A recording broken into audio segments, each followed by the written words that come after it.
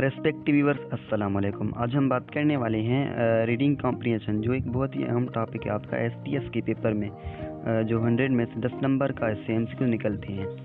तो let's begin. इसमें ये कह रहा है कि freedom day is a significant holiday in many countries, यानी कि फ्रीडम डे जो है यानी कि आज़ादी का दिन, ये एक बहुत ही अहम दिन है बहुत सारे हमारे कंट्रीज़ में। आगे ये कह रहा है कि इसमें commemorating the day when a nation gained independence from colonial or repressive rule, यानी कि उस दिन वो बहुत ही खुशी से वो दिन मनाती हैं। कमेमोरेटिंग यानी कि उसकी याद में मनाया जाता है जब उन्होंने जालिम जबर से अपने रूल्स कायम किए हुए उन्होंने आज़ादी हासिल की। तो आगे इसमें ये कह रहा है कि इट्स डे टू सेलिब्रेट, यानी कि एक ऐसा दिन है जो मनाया जाता है the countries sovereignty and the freedom of its people, यानी कि इसके जो पीपल हैं और बहुत सारे शख्सियत उस दिन उन्होंने आज़ादी हासिल की।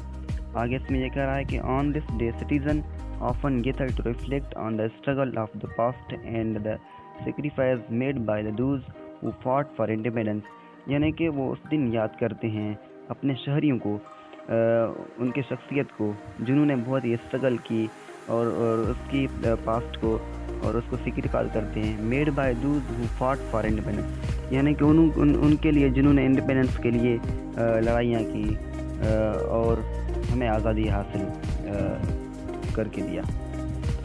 आगे ये कह रहा है कि freedom day is a reminder of the importance of liberty and the rights of individual, यानी कि फ्रीडम डे आज़ादी का दिन एक ऐसा दिन है जो हम रिमाइंडर करते हैं, यानी कि हम रिवाइज करते हैं द इम्पोर्टेंस ऑफ लिबर्टी, यानी कि लिबर्टी यानी कि कल्चर के लिहाज से, and the rights of individual, और उनके जो हक हैं हर एक के अपने लिए, हम उसके ज़रिए भी इसको मनाया जाता है।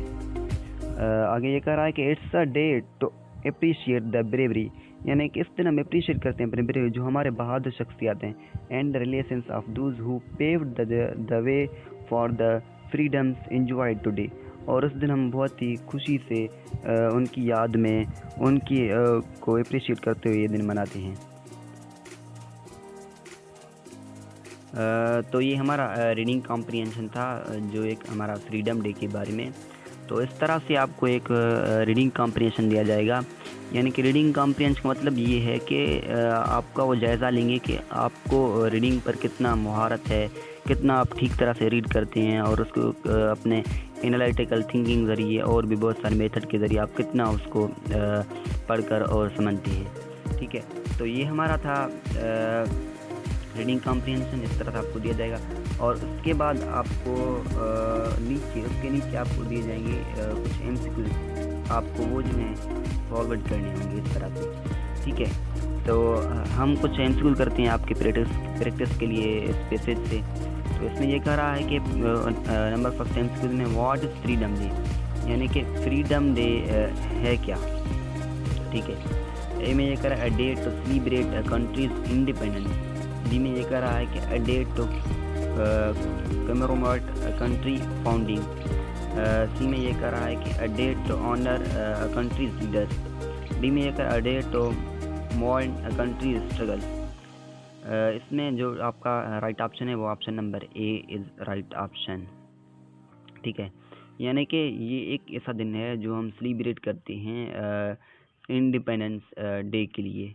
ठीक है ना, हम जिस दिन हमने इंडिपेंडेंस आज़ादी हासिल की उस दिन के लिए हम फ्रीडम डे मनाते हैं। तो हमारा राइट ऑप्शन जो है ऑप्शन नंबर ए है।